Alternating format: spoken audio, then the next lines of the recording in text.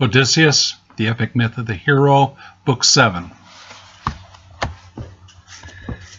The war was 10 years old, and Hector long since killed by merciless Achilles, spearing him before the eyes of all the Trojans, father, mother, wife, and child upon the walls, their hero begging in the dust for nothing more than honorable burial, his neck and throat cut gaping red.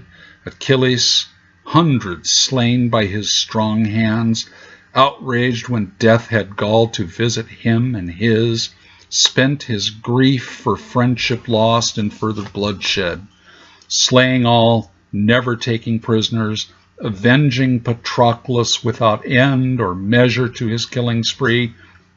Some war to win their heart's desires, while some war just to kill, and only halt upon their own raw death by sharp-edged tearing bronze. Our spies announced a famous warrior sought sanctuary behind the walls of Troy.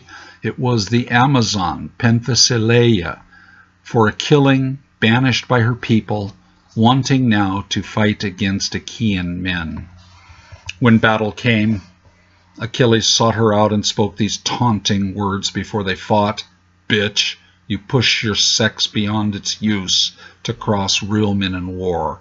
In clawing cheeks and pulling hair with other hags, your equal may not walk the earth from whores to fishwives then.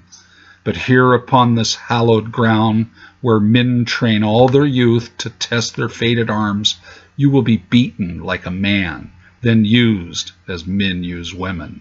Piercings you shall find, bring pain, then pleasure. Gird yourself to sigh, then die by shaft and spear of son of Peleus, hot, war-loving Achilles."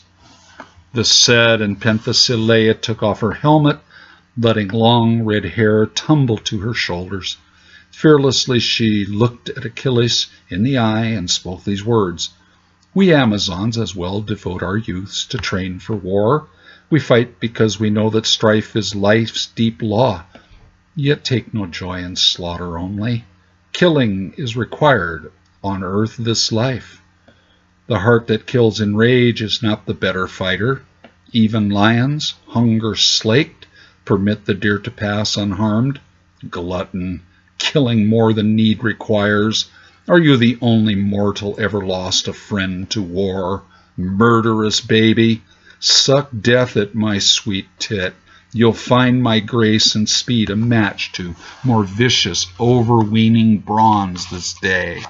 I'm Penthesilea, Otreres' girl." She donned her helmet, crimson horsehair plume shaking terribly, and raised her spear and shield. Achilles laughed and let her come ahead at will. She gathered for a mighty cast and threw as if the north wind backed her throw. Achilles braced to take the spear upon his oxhide shield, and even flinched, anticipating puncture. The spear flew from her hand as if miscast. It made a lazy arc and struck in earth between the legs of murderous Achilles, slicing deep his left instep. Penthesilea spoke these words: "First blood, but you must be a darling of your gods, or else your foot were pierced and pinned. Now throw your bloody spear, I'll take you full upon my never-penetrated shield." Achilles roared in pain, shamed by Trojan taunts. His first and only wound in war was woman-made, and answered her in raging words, and sneered, "You missing piece, now bear the brunt of sheer force." He cast and sent his spear along with curses. Penthesilea took the blow upon her shield, just off dead center on the boss. The tearing bronze struck sparks on gold, deflected downward, sticking in her shield. She threw again and skipped her spear off of a stone. It flew directly at his groin. Achilles knelt and caught her spear on the lower rim of his shield. Penthesilea followed hard before he rose and threw a knife. It struck the helmet of Achilles right between the eyes and clattered to the ground, the point now bent. She tried to shake her shield free of the long spear Achilles planted there, and then he was upon her shield to shield. He knocked her down and grabbed his spear both hands and worked the awful blade completely through the layers till the tip was at her throat. By now his myrmidons had joined the fray and ringed him towering over Penthesilea to shield their king from Trojan darts and spears. Achilles leaned upon the blade until it pierced the skin, and blood ran down her throat in a rivulet. Penthesilea dropped her hands and faced her death with open eyes. Achilles threw the spear and shield away, and kneeling laid his sword across her throat, and spoke these taunting words of ceaseless hates. How glorious for you, this death at my strong hands! Your pride has pushed you from your proper place. A woman's chains should stretch no further from the bed than it takes to reach the kitchen fire. You've matched your strength with mine and found it wanting. Yield, and maybe you will live. Penthesilea removed her helmet, then and answered him in yielding words and said, Force has conquered skill this sorry day, and that is rightly what all men should mourn. I yield and call myself your suppliant. I beg you treat me with all honor due, a worthy foe. In all your strong encounters, killing hundreds, only I drew blood against you here. Priam will pay a kingly ransom for me. He only laughed and bid some henchmen hold her down. Two grabbed her wrists and dug their heels into her ears and armpits, arching back. Two others took her by the ankles then. Achilles beat and raped her while the army cheered him on. The Trojans could not break our wall of shields to get her back. She never closed her eyes nor cried out once, not even when he cut her throat. He rose and sheathed his bloody sword, and how the fighters hooted when he raised his arms in triumph there. Now that dog Thersites, always handy with a taunt or jibe, snuck up behind and gouged her staring eyes out with his spear.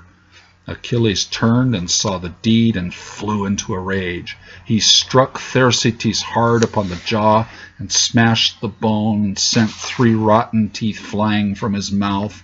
That ancient pesky gadfly, hated most of all the Achaean fighters by our kings, now crossed his eyes in death, and blood drained from his nose and ears, stretched out beside poor Penthesilea. The army stopped its cheering then, and clash of battles sounded far away. One soldier booed, and this set off the rest. Achilles reveled in their scorn, or so he tried to show. The world now mirrored all the hate that filled his anguished heart. His killing now included his own kind, the least perhaps in leading eyes, but hideous Thersites always spoke the scorn that common fighters held in heart, but feared to say aloud. He often claimed he did not have a thing to lose but life itself, and only feared the lies of kings. Achilles now put on his fabled war gear, striding out between the gathered armies, roaring like a famished lion there. He challenged any Trojan willing to meet him one-on-one.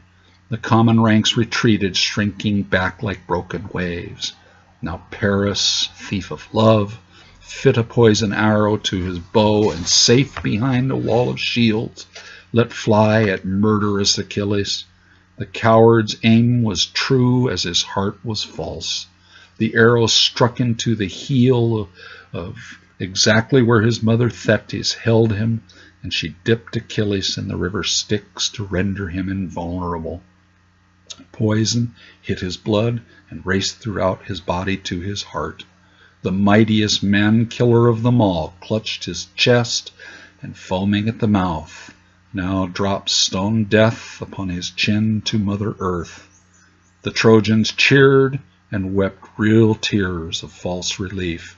Achaean fighters gnashed their teeth in disbelief, some sinking to their knees in fear at what would happen next.